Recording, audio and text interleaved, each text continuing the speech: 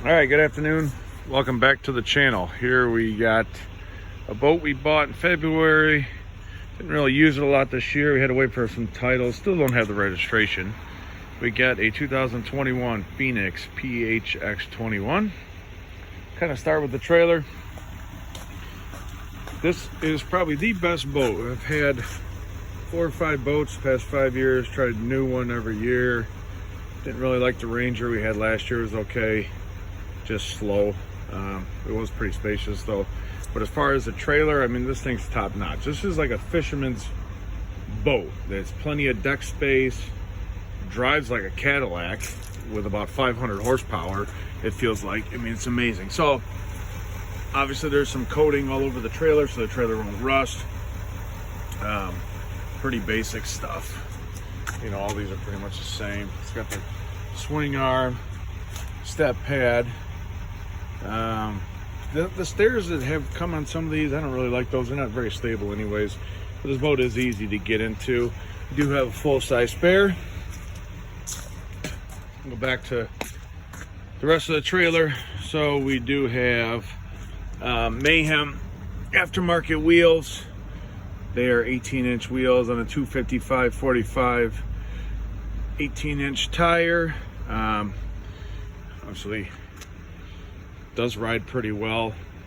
This particular model trailer does have shocks. Let me see if I can see. Now, one we looked at before we bought this one, there they are, did not have shocks. Now, up where I live in Illinois, the roads are trash. So if you don't have shocks on your trailer, what's going to happen is this tire, when you hit a bump, is going to get pushed up into that, and it's just going to shave tire off. I mean, it happened on my Nitro. And don't mind these leaves. So let's start from the back of the boat. We got 2 8-foot power pole blades, Merc 250. I think right now there's 21 hours on this boat. This boat is for sale for $87,000. It's got some upgrades. The one thing we do not have, we have a 12-inch manual jack plate. So I bought this thing. It's set perfectly. I mean, today it was 45 degrees. We took it out this morning. Got up to 74 miles an hour with a 1/4 tank of gas. I have 5 batteries and more than a tournament load as far as tackle, because I don't really fish all that much. I like to have everything I need in here. So we got 5 batteries, 3 for the trolling, 4 bank charger, 2 for cranking, so I don't have to worry about grass cutting out halfway through the day. So you go over here. And this is pretty standard on boats nowadays. Just simple port plug. The one thing I did like about my Ranger is it did have a battery gauge about right here. So without flipping the deck lid or taking the cover off, let's just say your outlet at your house blew a fuse and you have no idea that your batteries are charging all night, you can physically come out and see this. All right, so you got a Mercury 24 pitch prop. Back of the trailer, just more stable, room to climb up. So live wells. Let me get up on the boat. Okay, so live wells, pretty standard. There's some stuff in there they need a little bit cleaned. Plenty of storage. Just extra boxes, so that fits about, I think, about 10 boxes in there. I mean, a lot of this stuff again. More boxes in here, just stuffed in case I need it. The nicest thing about this boat is, one, the ride. So these seats are very nice. They're kind of tailored for going fast. I mean, they're nice. My Ranger had basically like 2 big captain's chairs. They weren't very aesthetic looking. They just were plain Jane. Didn't really like them that much. These are beautiful seats. Nice thick leather, very well crafted. I do have the passenger counsel, so this thing is kind of hard to use. If you think about buying these, most people, since it's removable, can take it out with ease, but you still can fit rods and stuff. Me personally, I got a push pull and some other stuff in there. Nothing crazy. All right, so the setup here, 2 Humminbird Helix 4 Gen 4 Helix 12s. You got Bass Boat Technology brackets here and in the front. Simple panel. A lot of the stuff is, you know, there's fuses, and it's when I say it's a fisherman's boat, it's easy to fix in the water. If something goes out, it should be fairly simple. We do have a hot foot down there. All right, so you got some other things. This is the only thing I really don't like. This could have been more in the middle, because with the passenger counsel in, can't really get this out very easily, but it's as simple as lifting the deck lid and it comes out. So when I said I had more than a tournament load, typically people probably wouldn't have this much crap in here.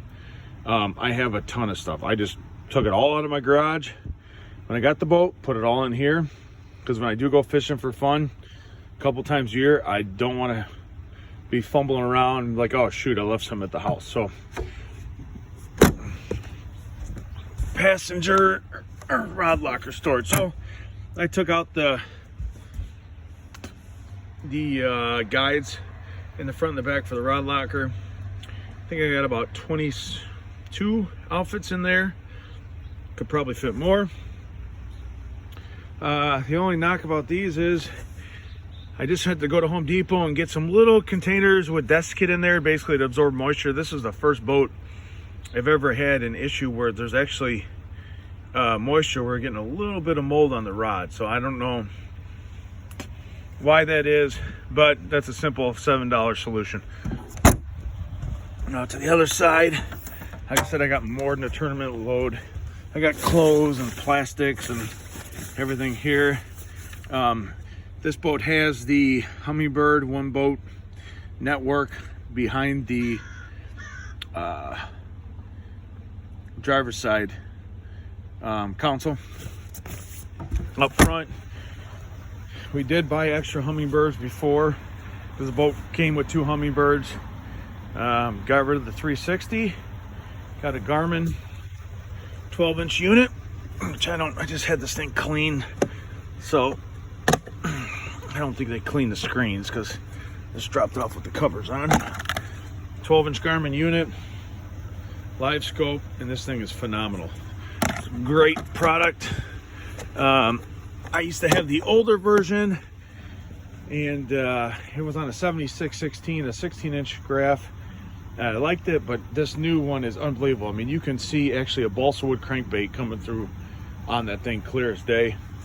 Minn Kota Ultrex High Pilot, and also got the 2 like hot foot buttons for the 8-foot power pole. So that being said, that's pretty much the whole boat. These are probably by far the best boats I've had. Just haven't had a lot of time to use them. If you like it, hit subscribe and leave any comments below or your opinions. I'm just kind of curious of what people are getting top speed out of these things with the hydraulic jack plate. So if you have this boat or something the same length, just leave a comment and let me know if you're getting like 76 plus out of these boats, because I might consider upgrading to a hydraulic jack plate. Thanks.